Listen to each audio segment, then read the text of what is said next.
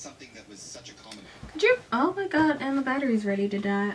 Could you imagine if I popped up like after all the shit talking, being like, I'm not gonna buy a full size OG doll. If I just popped up and it was just like, actually I did. No, it's just us today. Looking very cute.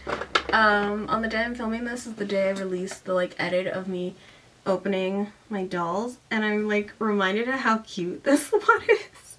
She's so cute. Oh my god. She's very cute. They're all cute. They're very well produced dolls. They got me. They got me.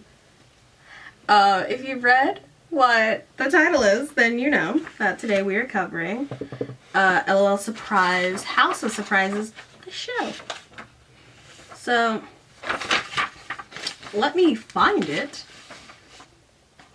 Jesus of misery.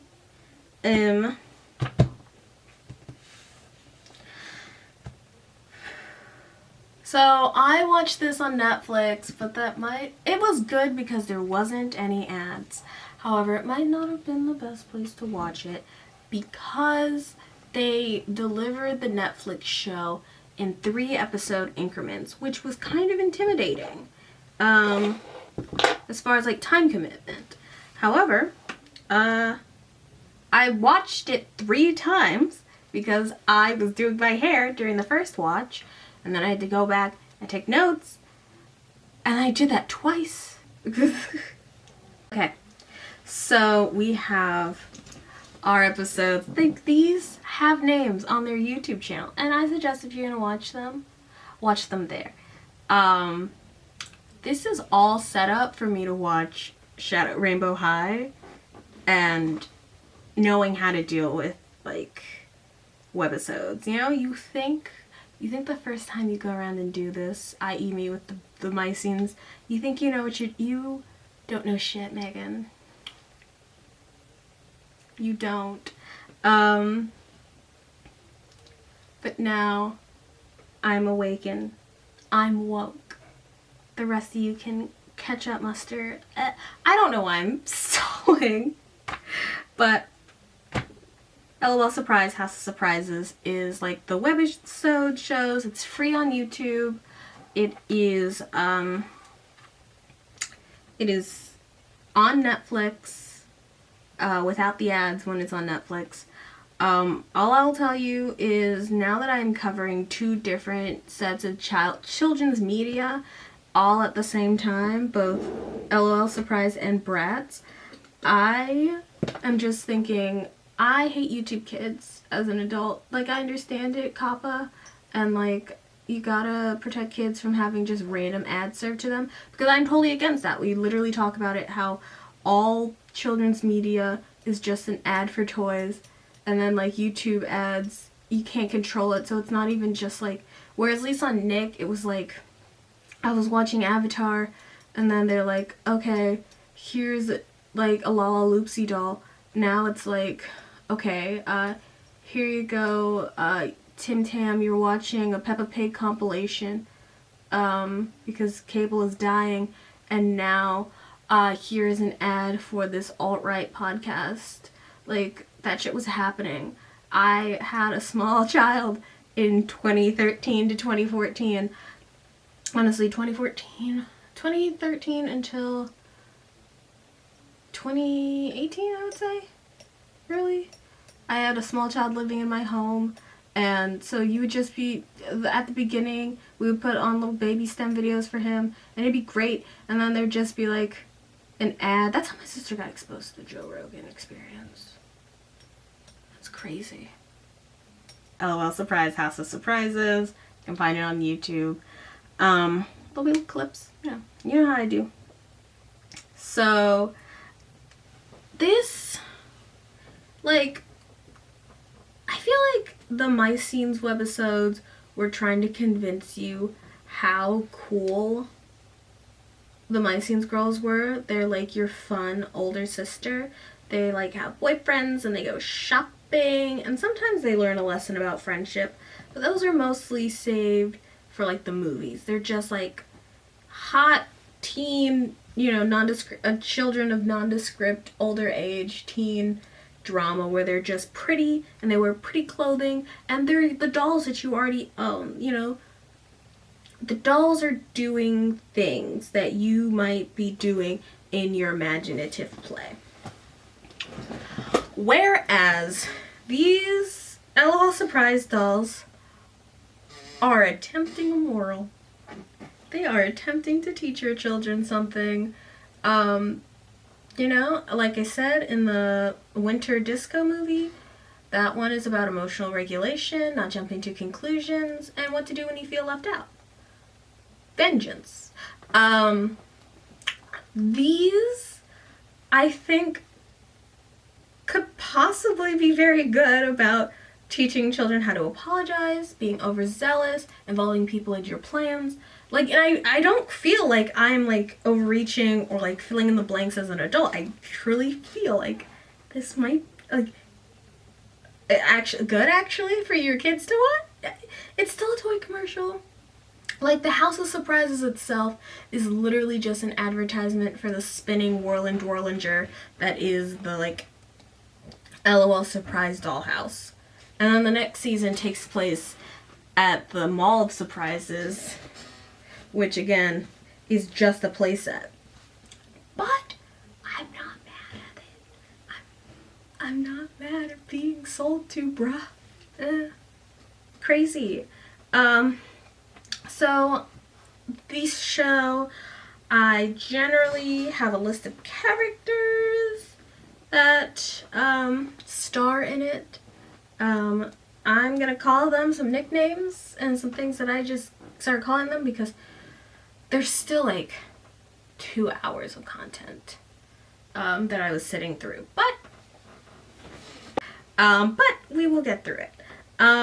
Royal Bee, Candylicious, Lady Diva, Neonlicious and her pet Neon Kitty, Swag, Lone Star, Gamma Babe, Spirit Queen, Roller Chick. Along with both, what's your name? Baby Diva? Low Diva? Diva. Baby. And then Swag's like Little Swag, like, because all the main characters all have little mini versions of them. They're real cute. She's so cute. Look at this little Lady Gaga ass bitch. I love her. Still thinking about the fact that these shows on Netflix get the Diversity Matters tag on them.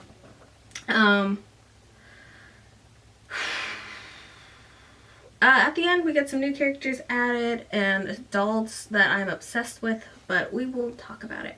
Royal Bee opens with Lady Diva as Ariana Grande with a bang.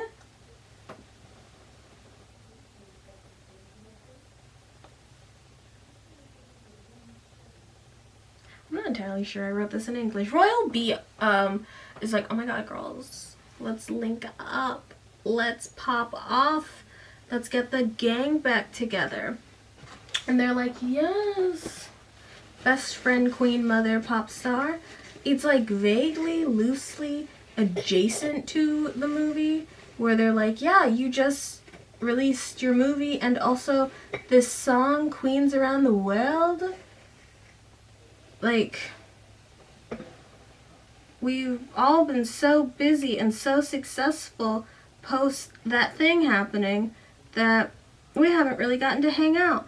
And she's like, guys, I bought our old hangout spot from when we were bibbies. And the place is a diner. Underneath the House of Surprises. She buys the diner and it's all broken down and now all the girls have to pitch in, but she doesn't ask them if they want to help her. She's like, well, I thought we could all spend time together and do it. And Lady Diva is a very busy pop star, as they all are actually. They're in like a girl group, you know, doll toy line logic. They're in a girl group. They're all individually artistic.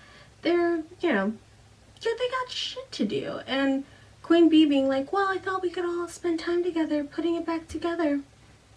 And Lady Diva's like, I have like 3 music videos to shoot. There's some symbology in which the picture frame of all 4 of them falls and cracks, and they patch it back up.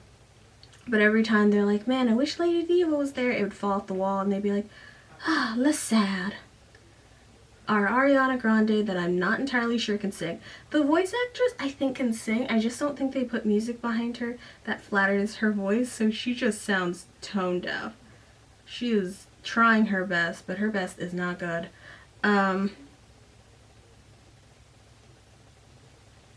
So they're like, we're gonna have a blowout opening of the diner, and you're gonna perform, Lady Diva. And Lady Diva's like, I have a performance tonight for my tour. I can't just like up and abandon my tour to do this thing that, again, she never says it, but she's like, that you asked me to do. So Lady Diva goes off to go be sad and do her music video while the girls are putting everything together, and Queen Bee is like, she's gonna come back. I know she is. I feel it in my heart. And while she's on the shoot with Gamma Bay, which is a great name. I love that character. She's great. No notes. She's got a cute name. She's got a cute little, like, aesthetic. She's a makeup artist. She's just great. I like her. Ooh, just put a red velvet candle in my warmer.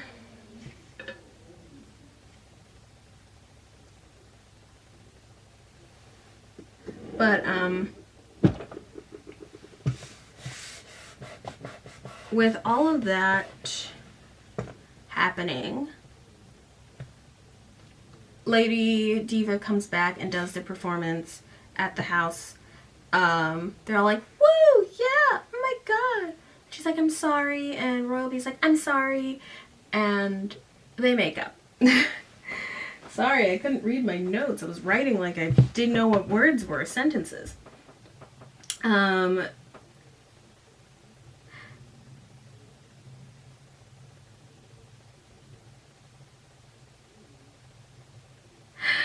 just have the note in here. Neonlicious rolls up in the car, and Swag goes, oh my god, look at all that merch. And she goes, yeah, I had to pick up something for me and Neon Kitty. And that reminds me, again, I had a small person in my life for the last decade, and I'll never forget it. He was at my house, and he was wearing one of my shirts from when I was his age, and he's running around in the sprinkler, and he was like having a good time, and he just goes, Mimi, I have to be careful with this sprinkler.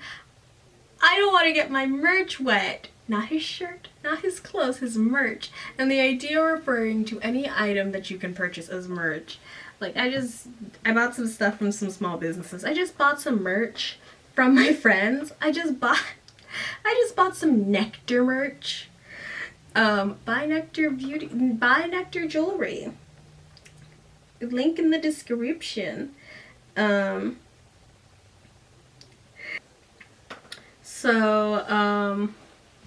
Swag is light-skinned, Puerto Rican, Afro-Latina. I'm assuming because she's got braids and I would say Miami accent. She actually reminds me of the character from Queens, that show. It's the tag on my dress. Work. Just stabbing me in the meats.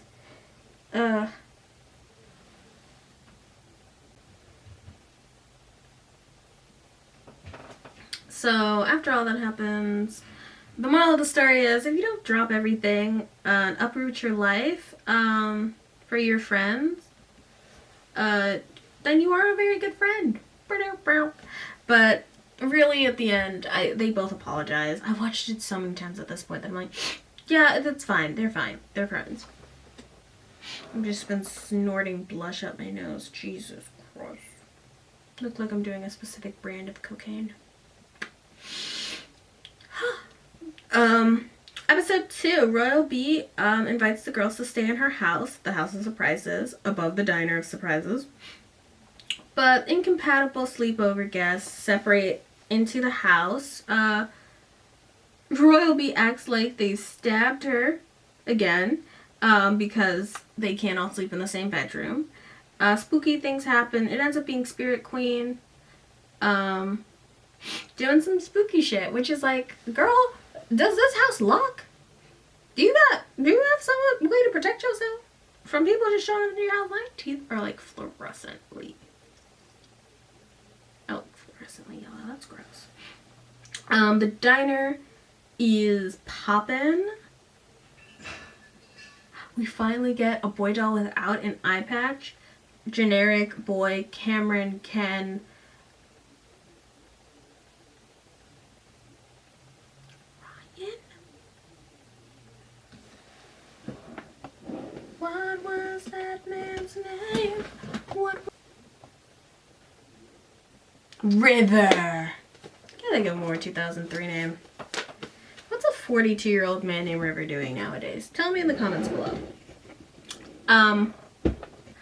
Generic boy doll appears. But really it's not about boys. This is like a very sexless, and of course it's children, but it's like, I think, you know, children having crushes is healthy. So the idea that's like, oh, another little boy doll, oh, another little, there's none of that. It's like Neonlicious. It's like, oh my god, it's Kevin McEyepatch.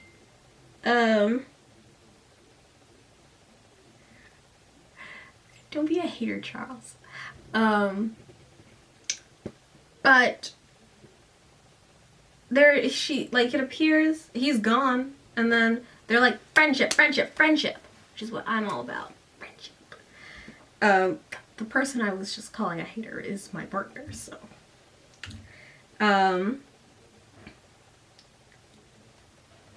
Candylicious, who doesn't own, but she operates the, whatchamacallit, the bakery, all the time, needs help.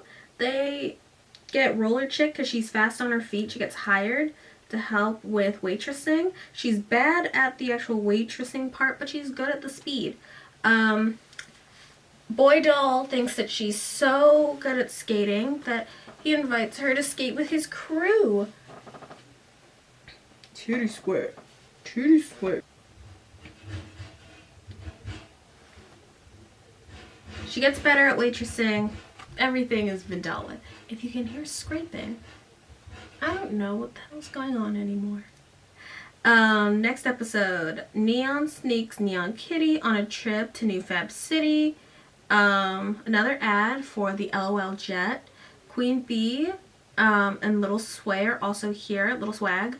Air travel is annoying, and like, they all annoy each other. And then they find Neon Kitty, and Swag is like, why did you bring her? I told you not to bring her. You don't need her. And she's like, she's my emotional support animal. And once they're like, oh, she's anxious. Her high-functioning anxiety. Once they're at that point, they get it. I hope she's still making those Bratz edits by the time this video comes out, or else I just...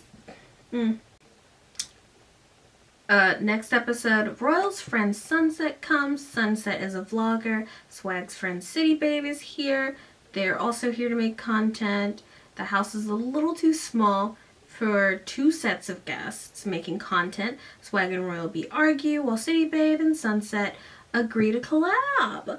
To solve the issue of space, they all collab, and it ends up being really great for the diner.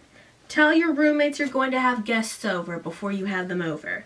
Royal B, that ends up being, like, there are like 3 different, like, morals for these videos. It's like, tell your roommates when you're going to be doing stuff, and, you know, make sure that you're out of the way, or at least if you're included, that you're not going to be a problem. Sometimes your friends have emotional support needs that you either need to support or lead off to a therapist, or B, etc. Doll storyline. Royal B makes the diner a stop on the bootleg Amazing Race. They do some baby dolls are here. They're selling us some baby dolls. And I guess kids like Amazing Race because they're like, oh my god, they're gonna be on the amazing, the fabulous chase or something. And they're like so excited. I'm like, do kids like the Amazing Race? But I don't know. People my age go feral for Survivor. You know, I'm a Bachelor girly, not a Survivor girly, but I've heard things. So, all that works out. Neon and Royal and Miss Glam get prepped for a New Year's party. Swag and Diva turn on a thing that Miss Glam entrusted with Neon. They can't get it to stop glitter bubbling. Try to turn the thing off. They can't. Miss Glam finds them and is like, what happened? And they're like, we can't turn it off. Please don't be mad at Neon. And she turns it off. And now they are doing the New Year's Eve party at the diner. New Year's Eve Queen, a collector doll, appears. 2016, 2016 Lemonade on the Run tour, Renaissance party doll. That's what she looks like. Next episode, Trendsetter doll can't think of a new video idea. She goes, she tries to go gamer girl, but that doesn't work out.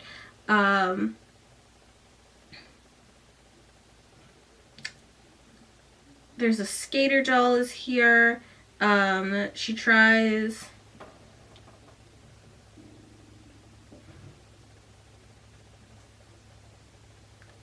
piling things up for fun.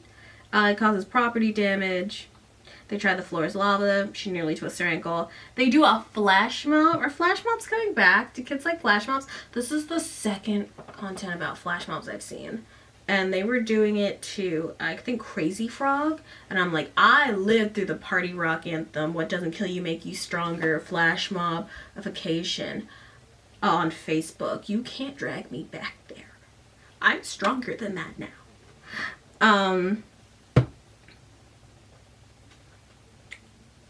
Essentially, she ends up making this Rootberg machine that works. We get a Rootberg machine montage, and it's like popping off on the interwebs. So she's really happy. She thanks her friends. After an all-nighter, Neonlicious, next episode, Neonlicious is tired, too tired to shop with Swag. That's how you know she's tired. But then little baby Neon arrives and it's sister day, and instead of telling her, hey, she needs some rest or can we reschedule, she's like, no, I'll totally do it. Let's just play take a nap. I don't want you to be mad at me. And fucking baby sister's like, okay, yeah, we can take a nap for like 5 seconds, but let's get this show on the road. You have this list of things you promised me you'd do. And it's like, are you too tired to play with me? And she's like, no, I'm not too tired to play with you, Neon baby. And then she, dripped off or try and play hide and go seek. After a little bit of extreme sister things, Neon sets up a game of hide and seek so she can go sleep, but baby Neon finds her. Finally, she admits to being tired, and they make up and take a nap. I feel like that's a really big storyline in modern, children's media. I think there's, a SpongeBob episode like that. I think there's a Steven Universe episode. That's girl, I think it's definitely teaching children in this overworked society that sometimes your loved ones can't play with you and don't want to play with you, not because they're like, oh, my annoying kid sister. It's because they are so fundamentally tired. Next episode. An excited Neonlicious grabs the girls to watch the preview of the Queen's Gala. Swag gets a bad review from a pop culture reviewer, and she starts to second guess her art.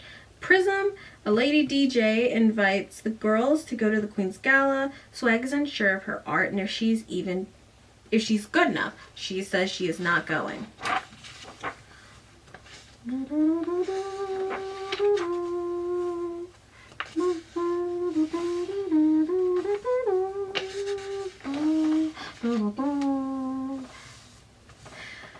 Her friends keep trying to remind her that she's a great artist and not one person can just tell you that you are or are not good. But that, psychology leg that if it hurts, it must be true. So she's like, no, she's saying I'm bad, I must be bad, and I shouldn't be going to the art gala, the Queen's Gala. and making a fool of myself. So they then spend the rest of the episode trying to convince her that she's good, because it's like, we can't go without you because you're part of our group. You're the rapper on queens all around the world. I'm really deep in this lore. Girl, don't face the corner. I'm gonna to a baby workshop for the Queen's Gala, and they're like, we don't get to go if you don't go, so you need to go. Prism calls in her friends. They are very pretty dolls. I know it's totally like, you know, selling me on a thing, but the idea that all of these dolls come in little friend groups, and then one person will go out in the friend group and then come back and then interlope someone else into the friend group is so cute to me. I'm like, oh yeah, I love my friends. I love friendship. I love dolls. I love being with my friends and interloping my friend groups. I like when we're all hot and beautiful and having a good time. Oh. So yeah. So they finally help her to believe in her art. She bounces back. She finally feels confident. When the backdrop is destroyed, she runs away, and her friends give her a pep talk to believe in how she helped them believe in themselves. She remakes the backdrop, and then her friends are like, oh my god, it's time to perform at the Queen's Gala. So the baby dolls are also performing. They perform their song. There's another doll music video. It's in Spanish. Next. Could you imagine, after all these years, that's the thing that breaks my goddamn lens, is me just gently tapping it backwards. Off to Queen's Islands. It's the Baby Diva's birthdays. Lady Diva got Splash Beauty, this mermaid doll from the last episode, to come and surprise Baby Diva and sing, but it's a surprise, so they hide her for the duration of the day.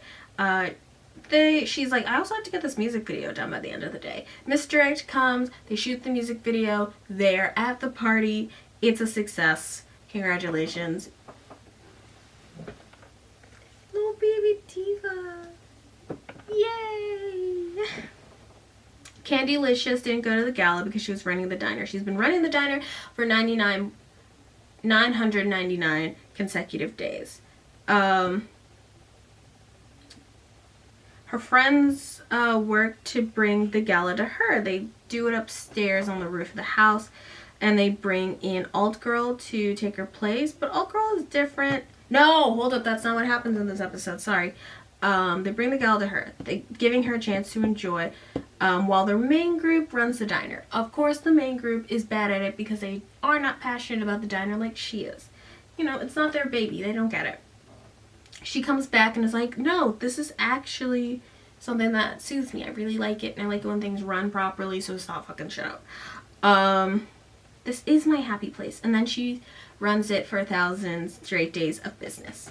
Next episode, Royal Bee opens the house to little baby queens. The BBs are wondering why these important queens are here.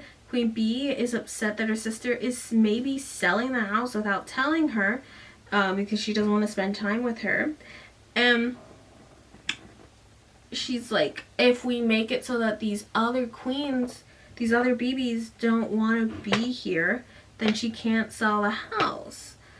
When actuality, Royal Bee is just making the house a little more, she's just opening the house up, and she's going to be shooting a music video there, so that's why things are the way they are.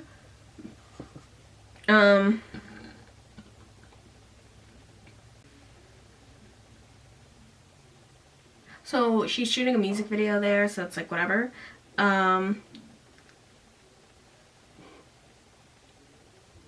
The surprise is that Royal Bee wants to host the next Queen Gala at the House of Surprises. It ends up being a success with the baby queens.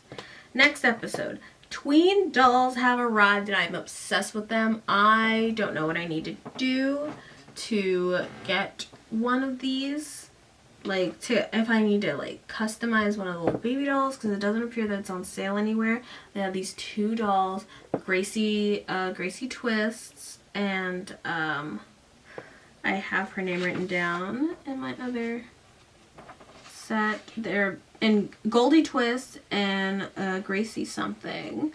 are so cute. They're like themed after decades, and Goldie is the 60s and Gracie is like the 80s, and they're so cute. The twin dolls have arrived and they're so cute, I want to die.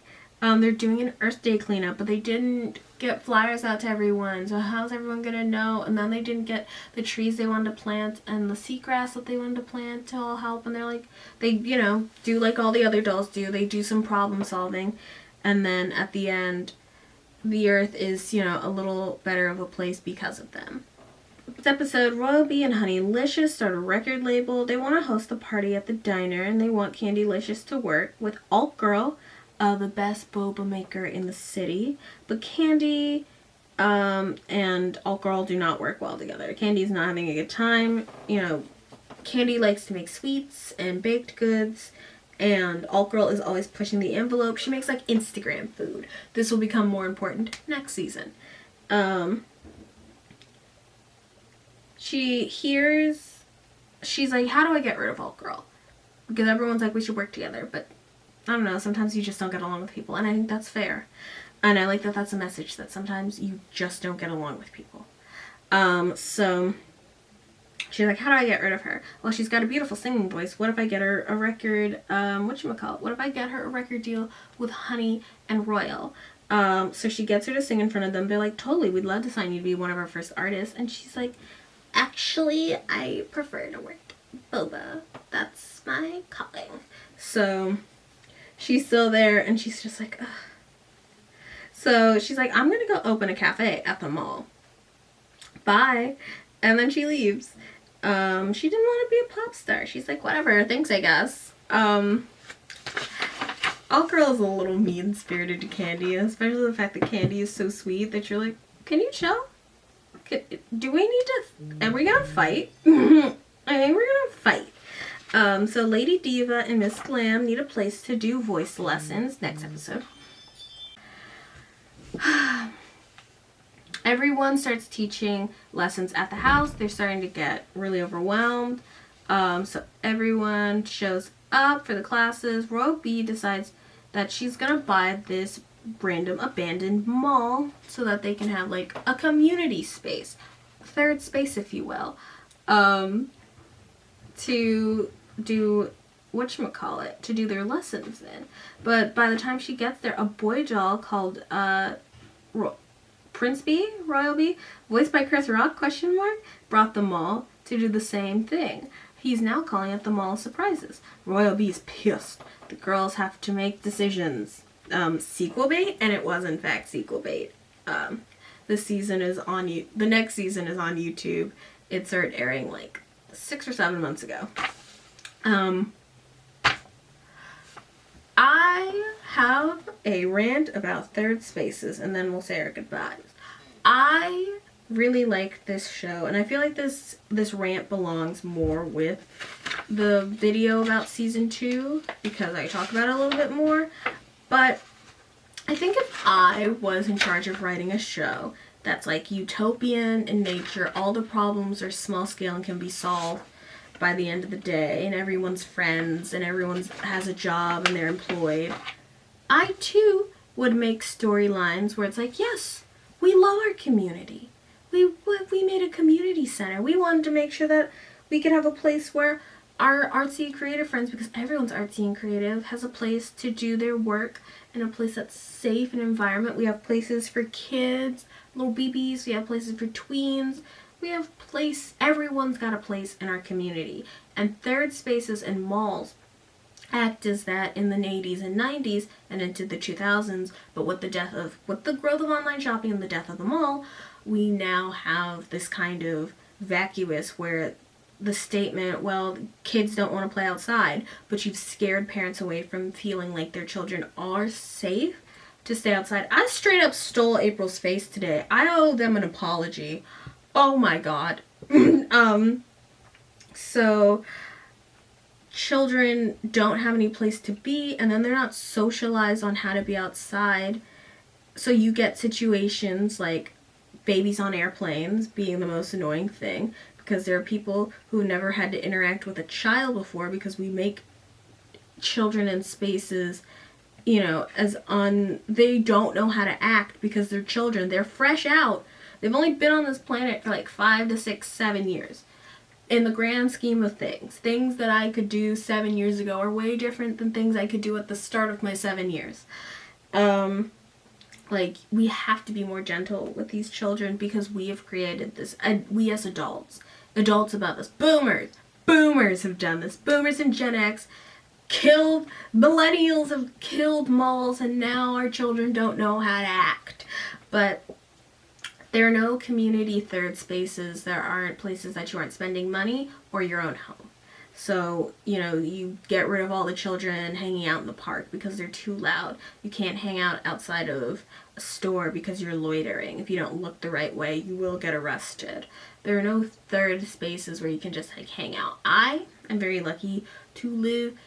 I live in the middle of nowhere, but I do live in a tourist town.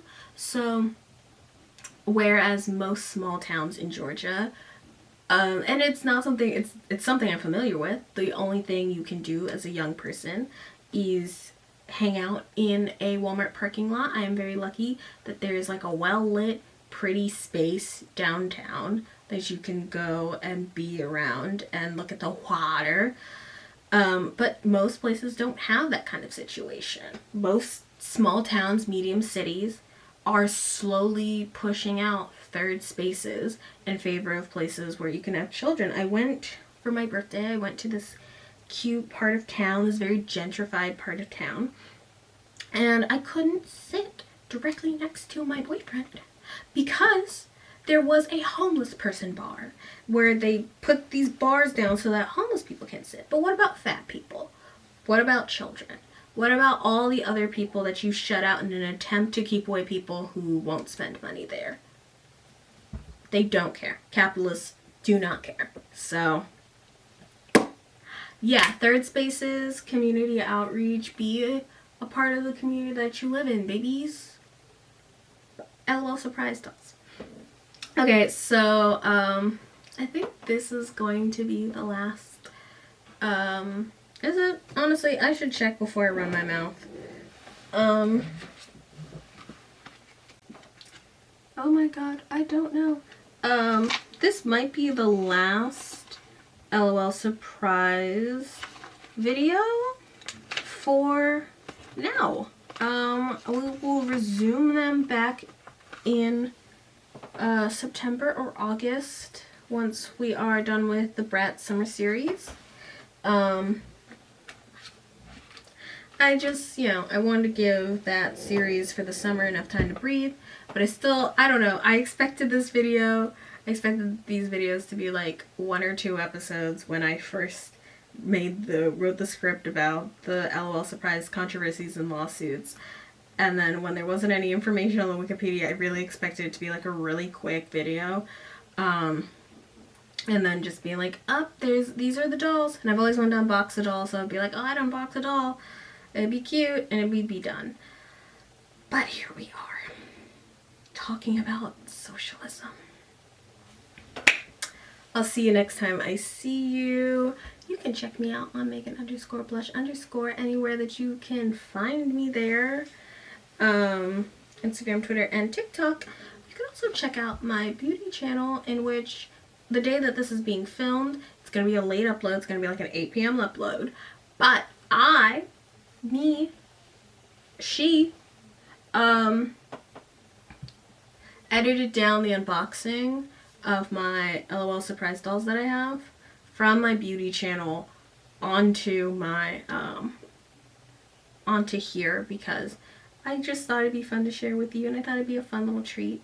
So that will be linked, I guess, either in the description or just like at the top of the video. I don't know. Check the card. Yeah, alright. Love you guys. Your pink overload loves you. Bye.